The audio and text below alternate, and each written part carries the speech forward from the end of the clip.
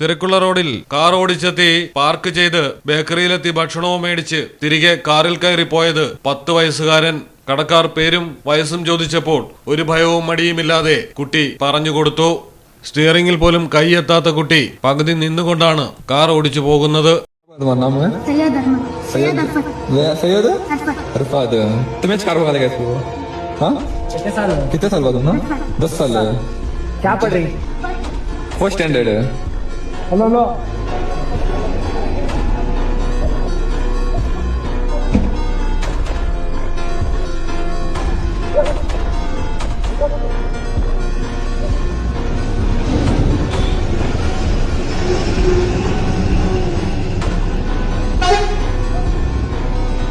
കുട്ടിയുടെ കഴിവും ധൈര്യവുമൊക്കെ സമ്മതിക്കുന്നതിനോടൊപ്പം ചെറുപ്രായത്തിന്റെ അറിവില്ലായ്മയും സംഭവിച്ചേക്കാവുന്ന വൻ അപകടത്തിനെ കുറിച്ചുള്ള രക്ഷിതാക്കളുടെ അജ്ഞതയുമാകാം കുട്ടിയെ ഈ വിധം കാർ ഓടിക്കാൻ പ്രേരിപ്പിച്ചതെന്ന് പറയേണ്ടി വരുന്നു. ചില രക്ഷിതാക്കൾ തങ്ങളുടെ കുട്ടികൾ പ്രായപൂർത്തിയാകും മുൻപ് തന്നെ വാഹനങ്ങൾ ഓടിക്കുന്നതിൽ സന്തോഷം കണ്ടെത്തുന്നവരും അഭിമാനം പറയുന്നവരുമാണ്.